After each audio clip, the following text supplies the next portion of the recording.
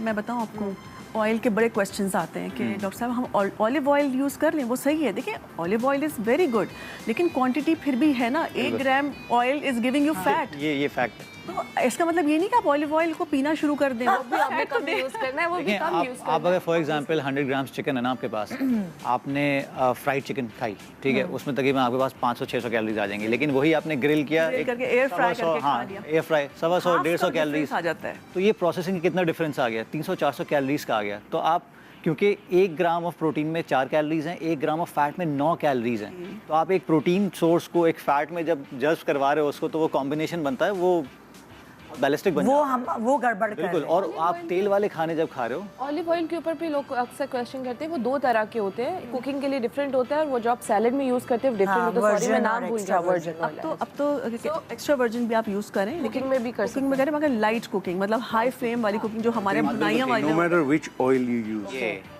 What is important is कि आप कितना यूज करें। असल में ये आप तैर रहे हैं और तैरने वाला बहुत अच्छा लगता है, शक्ल में तो अच्छा लगे ना, मतलब कम से कम सालन ऐसा तो लगेगा आदमी का। एक इम्पॉर्टेंट बात पता है क्या, न्यूट्रिशन के फील्ड में या फिटनेस की फील्ड में हम कोई एक चीज़ चाहते हैं जिसको हम बोलते हैं कि यार ये चीज़ गलत है, ये गलत है। मतलब रेड मीट भी मसला नहीं है, मीठा भी मसला नहीं, कुछ भी मसला नहीं, जब तक मॉडरेशन में है।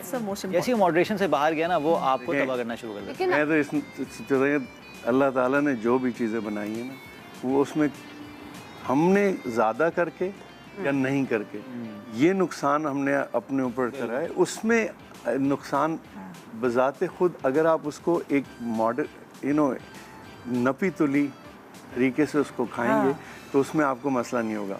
मसला ये है कि हमें आज बहुत पसंद आ गई एक चीज़। देखें, बहुत सारी बीमारियों ये जो हम डिस्कस करें तो जनरल आप वज़न की और सेहत की बात कर रहे हैं, बहुत सारी हाजमे का और ये सारे मसले का हल हमारे पास एक हल बहुत पहले आ गया था कि आप खाने को उस वक्त रोक लें जब अभी भी आपके पास भूख है, यानी हम जब तक ढकारे नहीं आने लगती, जब तक आप अगर आप अपनी ज़िंदगी में इस चीज़ को कम से कम 70%, 80% ही अप्लाई कर देना तो बहुत सारे मसले हल हो जाएंगे। अंग्रेजी में पोर्शन कंट्रोल कहते हैं। मुझे ऐसा लगता है कि सबसे बड़ी और ये पोर्शन कंट्रोल हमें बताया था 1400 साल पहले। हमारा माइंडसेट है पाकिस्तानी, क्योंकि रिलीजियसली इंग्रेडिएंट्स को फॉलो किया जाता है पाकिस्तान में, और एक खातून की या किसी भी जो आदमी भी खाना बनाता है उसकी ज़िंदगी की सबसे बड़ी अचीवमेंट होती है कि मैं खाना बहुत अच्छा बनाती, हमारी बेगम खाना बहुत अच्छा बनाती हैं।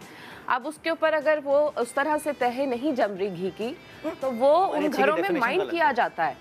जब तक ये माइंडसेट नहीं चेंज होगा कि खाना बनाना कोई बहुत बड़ी अच्छी बात है, जो कुक हैं, जो शेफ़ है, बहुत बड़ी ज़िंदगी की अचीवमेंट नहीं है। खाना सिर्फ एक वो है, फ्यूल है।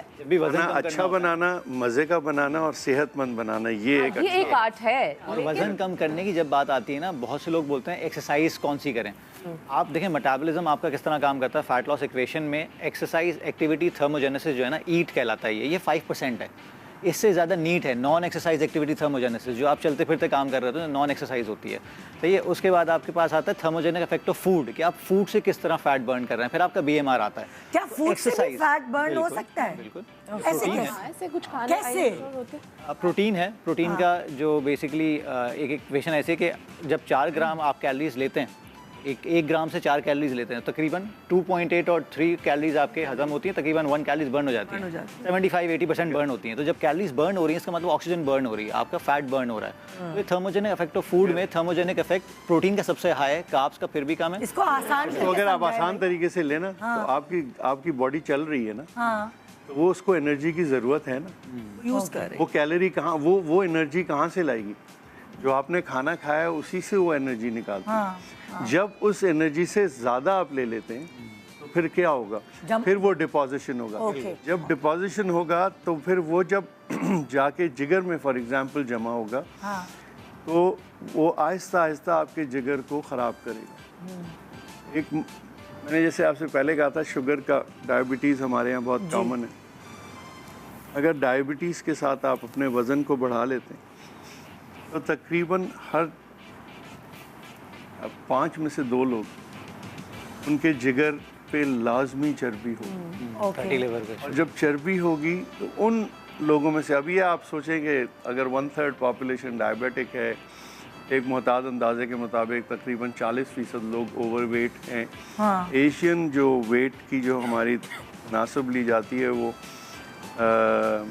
जो वेस्टर्न वर्ल्ड या कॉकेशियन जिनको हम कहते हैं उनसे हमारा जो एक जो BMI जिसको आप कहते हैं उसके जो लेवल्स हैं वो उनके हिसाब से एशियंस के अंदर नुकसानात लो लेवल पे शुरू हो जाते हैं, उनको थोड़ा ज़्यादा चाहिए होता है हायर, यानी वो हम वज़न थोड़ा बढ़ाते हैं और हमें ज़्यादा नुकसान का इम्कान है बनिस्बत गोरों के।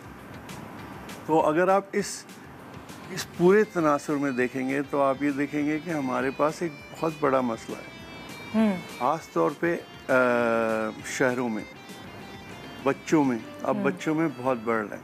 तो ये जिगर की जो बीमारी है इस वक्त अमेरिका में फॉर एग्ज़ाम्पल नंबर 1 बीमारी जिसकी वजह से लिवर फेलियर हो रहा है वो है फैट का डिपॉजिशन। और फैट का डिपॉजिशन ज़ाहिर है उन्हीं लोगों में होता है जिनका वज़न ज़्यादा होता है, जिनको डायबिटीज़ होती है। अच्छा, फैट का डिपॉजिट, क्या चीज़ें हम ऐसी अपनी ग़िज़ा में खा रहे हैं रोज़मर्रा की जिसके बारे में हमें अवेयरनेस ही नहीं है कि हम किस चीज़। आप टोटल डॉक्टर बताएंगे टोटल कैलोरी आपकी कितनी है ना? क्या कैलोरी से इसका ताल्लुक है या जिस तरह के खाने हम खा रहे हैं? खाने और लाइफस्टाइल। देखिए जितना सेडेंट्री लाइफस्टाइल है, ज़ाहिर है आपकी एक्टिविटी नहीं है। अब लोगों से बोले भाई आप एक्सरसाइज करते हैं, नहीं वो मेरे इतने सारे काम होते हैं कि मैं बस उसी में बर्न कर लेती हूँ। आप कैसे कह सकते हैं कि आप एक 5 मिनट या 10 मिनट खड़े होकर काम कर लिया, आपने कितनी कैलोरीज बर्न कर ली ना। दूसरी बात ये होती है कि आपका लेट नाइट जागना और फिर खाना, जो असल प्रॉब्लम वहीं से स्टार्ट हो रहा है।